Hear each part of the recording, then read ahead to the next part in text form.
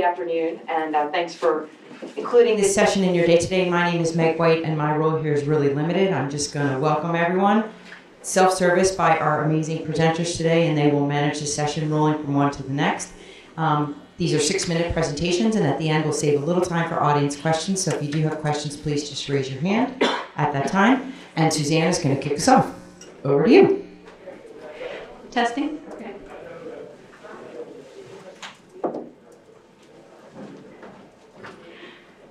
How many of these data providers are familiar to you?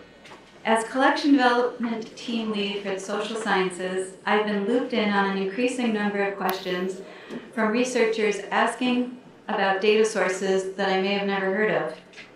More and more private companies or nonprofits or associations are packaging data that they've collected and selling it. At Cornell, we have worked very hard at developing workflows for data that can be acquired and deposited in our data archive. But what to do with this category of data products that typically do not allow for perpetual ownership? When we're asked, can the library get a subscription to this? Do you know if anyone at Cornell has access to this data already? Do you know if there are folks at Cornell interested in pooling funds for this data? It would be easy to say, that is not something the library would typically purchase. Or this vendor doesn't seem to have an institutional access model. Or this is way beyond our budget capacity. Sorry, you're on your own. Or we can use this as an opportunity to demonstrate that the library is a valuable research partner. If we are going to invest precious time investigating these data resources, I want to capture that information in a system that any social sciences team member could consult when they're asking about something unfamiliar. Has someone requested this before, and what did we learn? Here's a simple prototype using Box, which Cornell has a subscription to, is available to the whole campus, and can be controlled with restricted permissions. There's a folder for each publisher containing notes about the research use case for the product, or the center and institute asking, conversations with the vendor, pricing model, sample data, vendor brochures, anything that's relevant. Librarians could use this to determine next steps. Developing the most effective knowledge-sharing system must take into account our matrix organization. The social sciences team's subject librarians are spread out across Cornell's 18-unit libraries. They report up through unit library directors, not to me, the collection development team lead, so I do not have direct authority over their work. There will need to be buy-in and clear expectations for sharing information in this way. We would ideally include data services staff from across campus who are also fielding these types of inquiries. Tracking interest in specific resources across campus can help with another problem. These resources are typically very expensive. With flat library budgets or budgets increasing only enough to cover inflation, adding any new data source is difficult. Some vendors have been forthcoming in letting us know that there are current data licenses being paid for across campus, and that if we could pool those resources, we would reach the threshold for institutional access. This is easier said than done, but I think it's a worthy goal, but it is very difficult. If our investigation reveals that a particular publisher does not have licensing terms that align with the library's requirements, and we have had multiple requests for a resource, we can at least connect these researchers with each other so that they can pursue cost sharing. If we go back to that first slide, what were the outcomes after investigating each of these resources? In one case, we successfully negotiated a 1-year library license, and the library, split the cost with the department. Of the 13 resources that the library was unable to license because of access models or cost, at least 6 that I know about were licensed directly by a department. That leads to the question then, was it all worth it? Is it worth the effort? I would say yes. It's important. We need to stay current. Creating a culture of knowledge sharing means the next time somebody asks for one of these resources, social science team members will be better prepared to respond. We can use our subject expertise to propose alternative resources for consideration. We can use this as an opportunity to talk to vendors about licensing models and access models that do work for us. We can talk about patron authentication technologies that are available. We can raise issues of privacy and reusability. We can demonstrate expertise in vendor negotiations to the campus stakeholders. We can expand access to resources if we can facilitate cost sharing for institutional licenses. While people think of the library as the place to ask for a new book or journal subscription, I want them to think of us as the place to start when they have identified a data source of interest. If we document and share internally the information gained from our time-consuming conversations with vendors, we can more effectively respond to future requests and facilitate collaboration across campus. Thank you.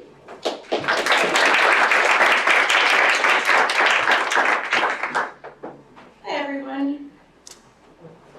In January 2024, I had the amazing opportunity to go to Kosovo as a Fulbright specialist and work with librarians around the country to try to start reference services, including colleges and universities which have never offered any kind of reference services. Many of you probably are familiar with Fulbright student programs or young professional programs. You might know scholars who have gone there for 6 months or a year. But did you know that librarians can go on short stints? Yay! A friend of mine who was a journalist at the Washington Post did a short teaching stint in Georgia, the country, and said, oh, you should try it. I thought, wow, that would be really cool. So, the application process is very straightforward to start. You first apply to be a Fulbright specialist in general. You submit your CV, your references. They do a background check. You have to be a U.S. citizen. It is run by the State Department. Once you are approved, this process goes on several times a year, different approval boards. You then have two choices. You can start applying for specific openings from universities or museums that have requested a librarian, or if you know universities overseas, you can then set up your own. So here are some of the projects that might be of interest for librarians. You can see that they have a wide variety of programs, and they might not say library science. There are a lot on, different types of things. The last 3 I've seen have all been on AI that librarians would definitely be qualified for, or fake news. So once the positions are open, you then apply to that specific program, and you have a Zoom meeting, and they say yes. I was the 4th Fulbright Scholar in Kosovo, so they've had a series of them, and they want to keep having them. So some of you might not know where Kosovo is. So some of you might remember the war from the 1990s, or some, if you're old like me, you might remember Yugoslavia. So I tried to learn basic Albanian via a couple of apps before I went. Hello, goodbye, thank you. Didn't have a lot of luck, but they really appreciate the effort. So the National Library of Kosovo was located in Pristina, the capital. It was designed in the 1970s, opened in '82, and has been called the ugliest library in the world.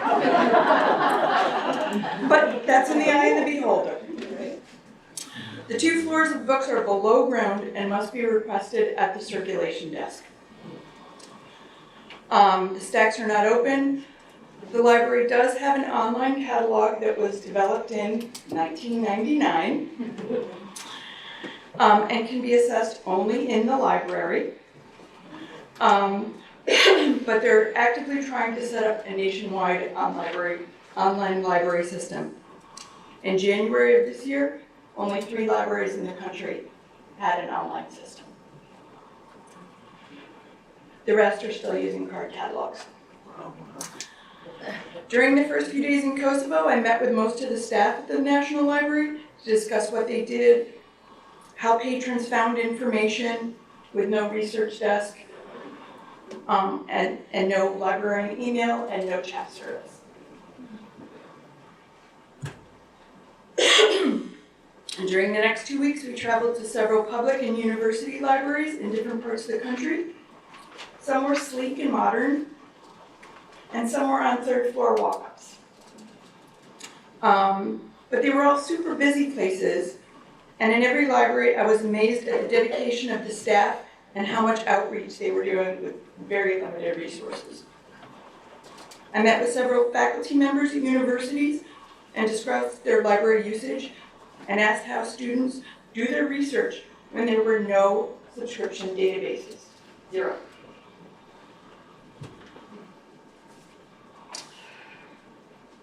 So some of the lessons learned. This was an amazing experience in so many ways, but it was also very humbling. First, you realize how resource-rich most American university libraries are, even those who are not particularly well-funded. As we have all experienced, sometimes it is very hard for staff to make changes, be it instituting new systems, learning new technologies. Staff are going to have to learn all of these new systems. There is no MLS program, but the library will be offering. I loved my experience in Kosovo, and I made great friends when I was there. And as a gift for hosting me, I purchased JSTOR for the entire country. Really cheap. IFLA has worked out a thing with JSTOR and with some other vendors to offer countries like this very cheap prices. So, and I'm going to continue working with them. So I would highly recommend everybody apply for that.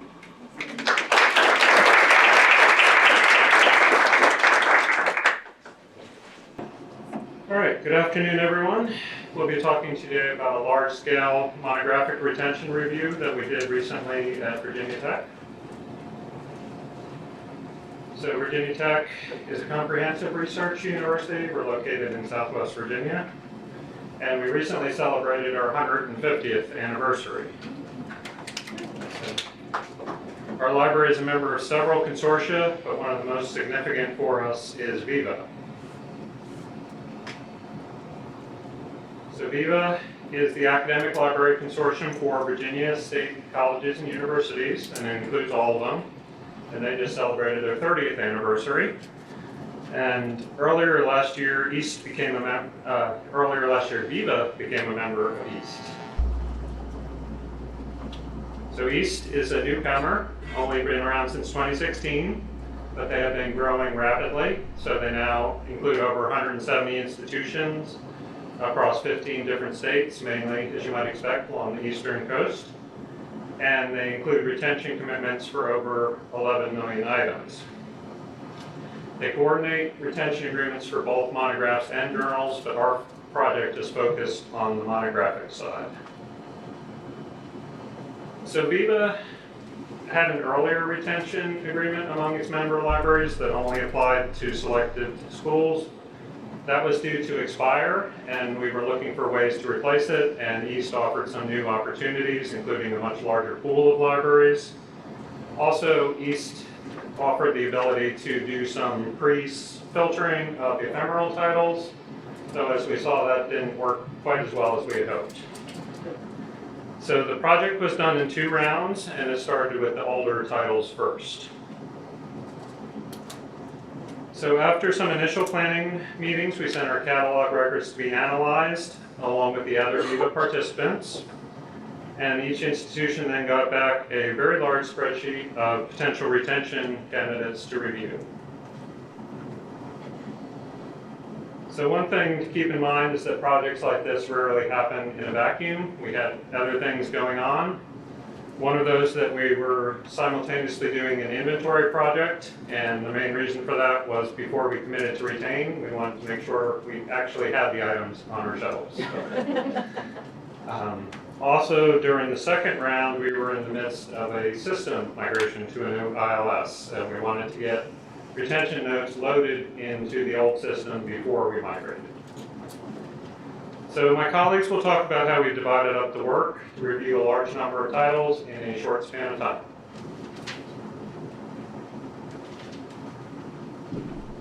Okay.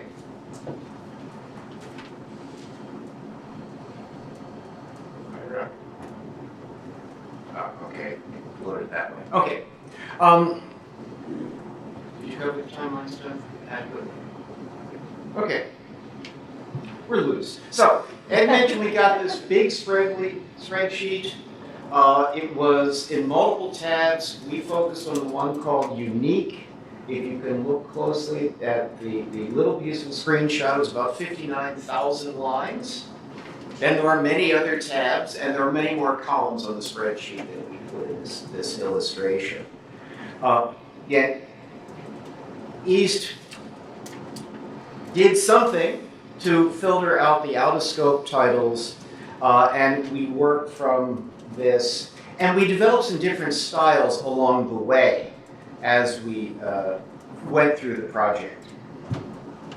So, criteria. East has sent us a thing called Tips for Reviewing Your Retention Allocations. It was pretty casual. I won't say ad hoc, but it felt that way when we were actually trying to implement it, because there was a reference note saying East has filtered your results through these scope and criteria, and we read that as just sort of placeholder. In fact, the scope and criteria stuff on the website, I found in working through my part of the project, was the most important and most useful guidance that they provided. So we started with, perhaps we might not have done as much homework as we should have going in. The tip sheet identified some things that are exemplars of materials that are clearly out of scope. Textbooks, manuals, prep guides, federal documents. Elsewhere, the guidance said, and international government documents. Some juvenile, the categories as to what was in and out for juvies were not so clear.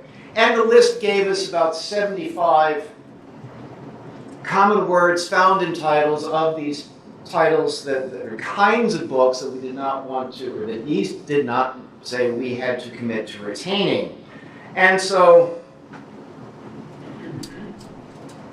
3 columns of guesswords. So we divided up in 3, and that was interesting. But I found in looking through the scope and ephemera guides that they had, it was much easier to focus on publishers. Now, librarianship is a second career. I used to be a professor. I sort of recognized publishers of textbooks, publishers of other kinds of materials that East had said were not subject to being retained. I'm sorry, and if anyone wants more information, you can talk to this team after. We have to move on. That's your Okay. That's the cost of... a lot going on in the project, a lot going on in the presentation. To be continued. And there was a really good session right before this. And I wasn't part of it.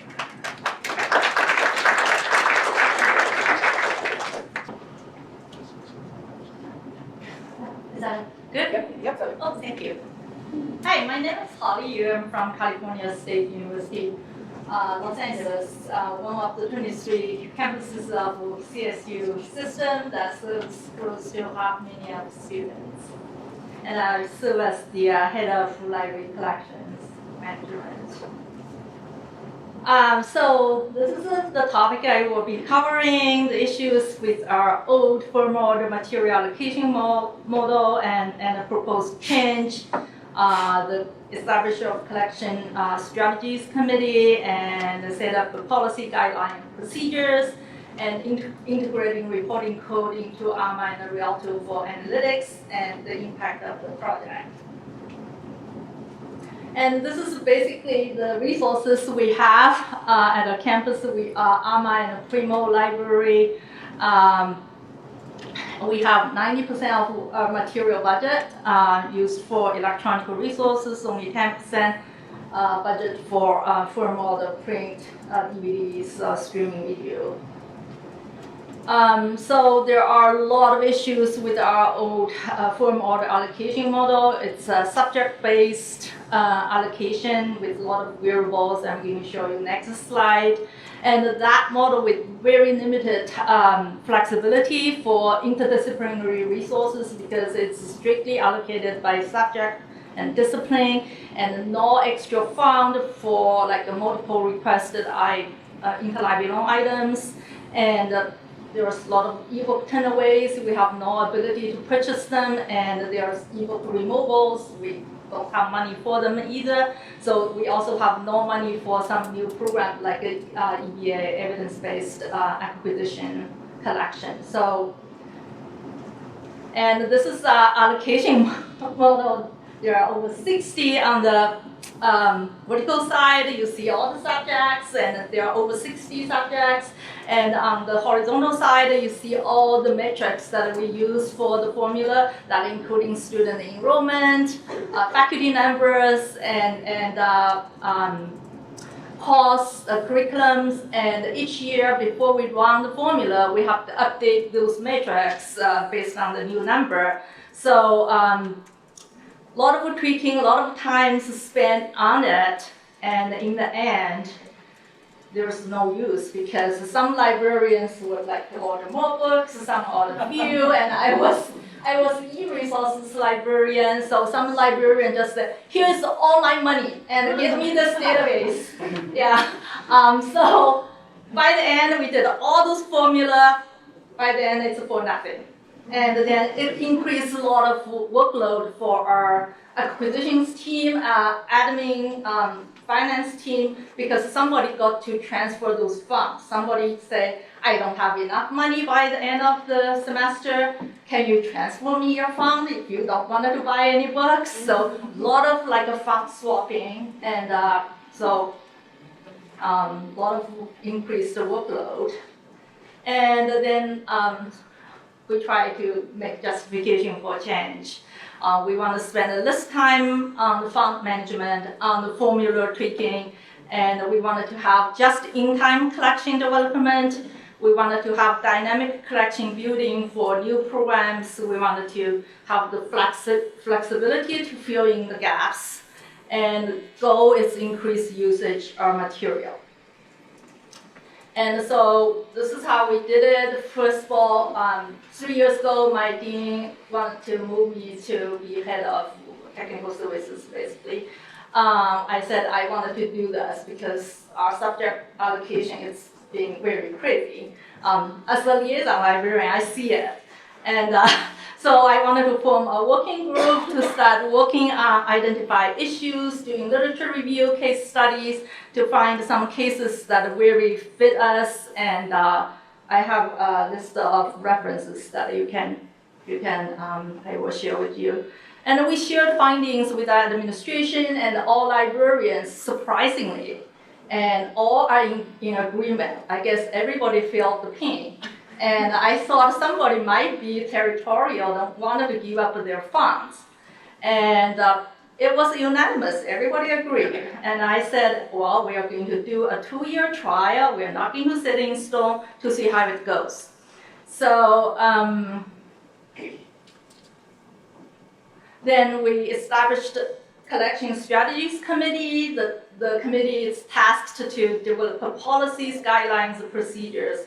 After so many years, collection development policies very dated. We basically started from scratch.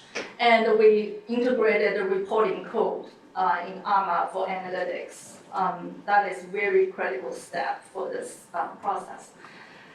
So the policy that including 5 sections, that including commitment to inclusion, guiding principles, collection scopes, partnership and program assessment and deselection.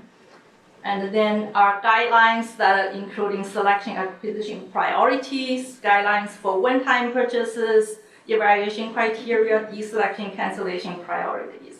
The procedure will totally guide librarians through the process, that including general collection items, cost reserves, how you purchase cost reserves, streaming video, and how we should acquire turnaways, removals, and interlibrary requested items. Holly, I have to ask you to end there. Okay. And if you want to talk to Holly more after, I'm sure she's available, but we'll move on to our next in the That was interest of so time. good. Yeah, Here's my Yes, it's exclusive, but Here's my email if you want to take pictures, ask your questions. Thank you. So who's next up? All right, so if I go like this, do you all see, you still see this portion? Awesome, okay, let's do that. All right, thank you all so much for your patience there too. So I am going to speak very briefly on a topic that you probably already have thought about, and really my goal here is to conceptualize with you today the difference between finding evidence and getting an answer, and what that means for the evolving role of publishers and vendors and other folks who are giving us access to the vast amount of research that is out there. I'm specifically going to talk about what that means for in the context of the generative AI revolution. So before I get started though, you probably don't recognize me because I haven't been here before. I'm not in collections, but I am the Assistant Director for Evidence Synthesis Services at the University Libraries at Virginia Tech. So I'm joined here with my lovely colleagues today. If you're not familiar, evidence synthesis is a suite of research methods, such as systematic reviews, meta-analyses, scoping reviews, that aim to collect all of the available evidence related to a specific research question and synthesize it into something that can be used to inform policy, practice, or future research. And so these kinds of methods are really impactful and really important. And when in November 2022-ish, a lot of my colleagues started saying to me, you synthesize stuff. Have you heard about ChatGPT? This thing can synthesize stuff way faster than you ever could. Which brings me to why I'm here. So yes, ChatGPT and other large language models are really successful at synthesizing a lot of information very rapidly. But one of the underpinning characteristics of evidence synthesis methods is that it is transparently done. It is a huge undertaking to reduce the risk of bias and to acknowledge the biases that you can't produce through that process. So there's another concept here that's really important for us to think about, and that's epistemology, or the theory of knowledge, right? And it helped the epistemology, thinking about the way we decide what is and isn't knowledge, really helps us to distinguish between justified belief and opinion. And I also want to acknowledge justified belief is still, even though it's the truthier of these two, it's still got some subjectivity in there. What's justified? To whom is it justified? Which brings me to the crux of my argument today. There is a substantive difference between finding evidence and getting an answer. And it's really important that we consider that when, especially as vendors, we're developing new tools to access information. When we're finding evidence, we as actors seeking that evidence are part of the production of the resultant decisions, or how that evidence gets critically appraised or is determined to be relevant. And so we are interacting in that space. Whereas when we are getting answers, it is a pretty transactional process. We've been removed from the production aspect of producing knowledge. And it makes this thing, the thing that we're receiving when we ask for an answer through, say, Google's Gemini AI tool, and we get that answer, it gives us a false impression that that answer is in fact objective or fact, when it really is just a synthesis that was done by an algorithm that is opaque and has been based off of human resources that have and algorithms that are based on human that have been created by humans. Excuse me. So what does that mean in the context of the evolving role of publishers and vendors and other people who are involved in providing access to, as I said, the vast resources that we have for research, produced for research. I think that it's really important that while we think about ways to improve accessibility of something to the general user, that we're also thinking about the unique position that vendors and publishers have in giving folks like me who need to do complex, comprehensive, systematic searches that are reproducible, making sure that those tools retain their value in society, and because these are, again, very highly impactful types of endeavors, and that we also could even think about ways of improving and strengthening those unique skill sets. I actually ended a little bit early, so I'll get us a little bit back on track. So thank you so much for your time, and if you are interested in this topic, I would love to chat. Thank you. Thank you.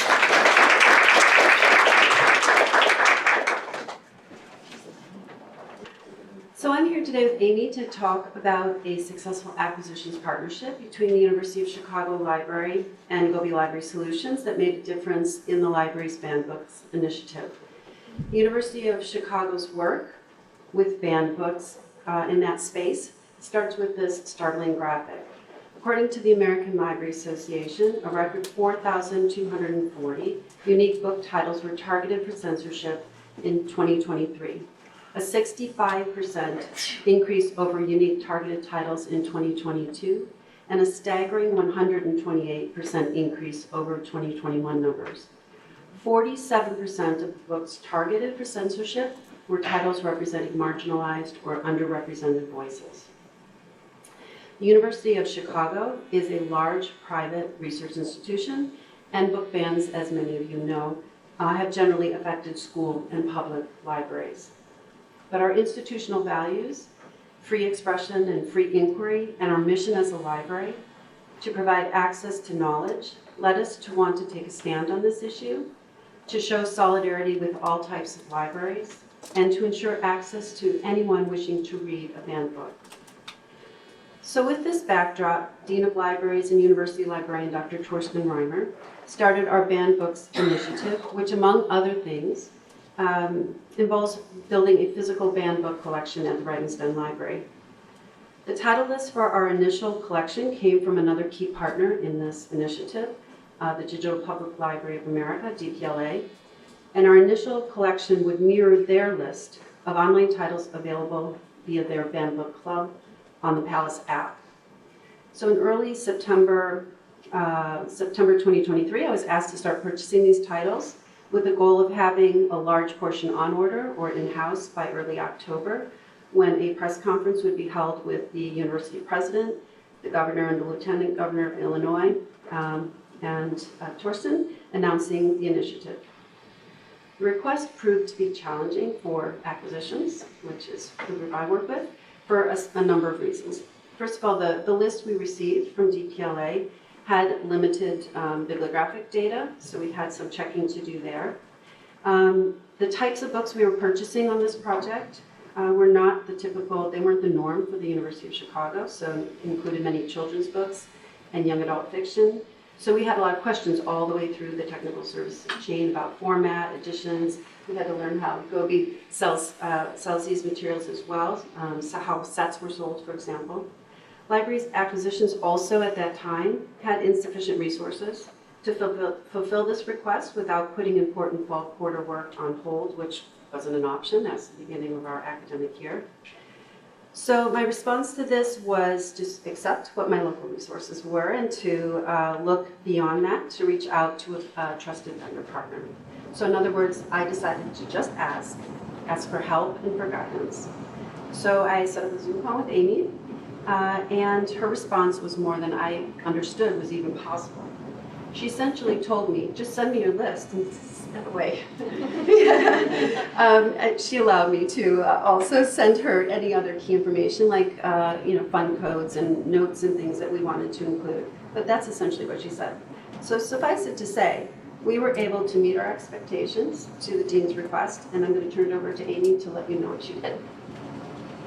So working from a shared Google Doc, I spent about a week researching close to 1,200 titles identified as needed for this collection.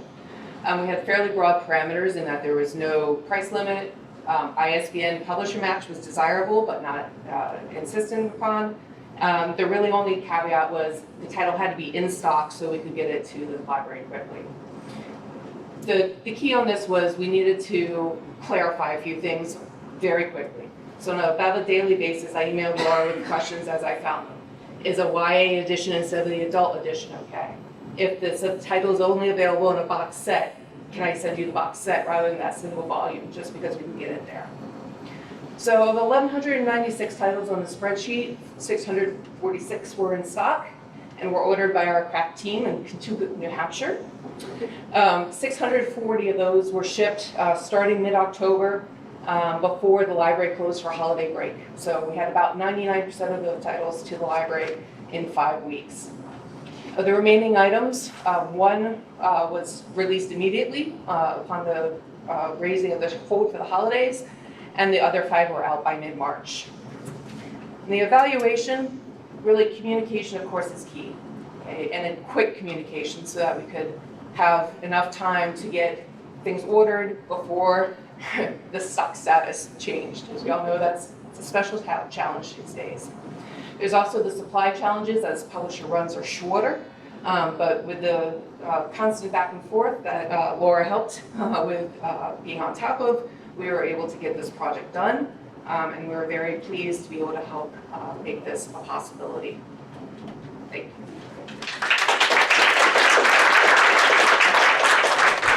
Unfortunately, we are right at time, so I would encourage the group to, the audience, if you have questions for each of our 6 groups who presented today, please do pursue them. I love the diversity in these presentations. There's really something for everyone here. So thank you for attending, and I should have introduced myself. My name is Meg White. I'm a conference director, and I wish you a pleasant evening. Thank you, presenters. Awesome job.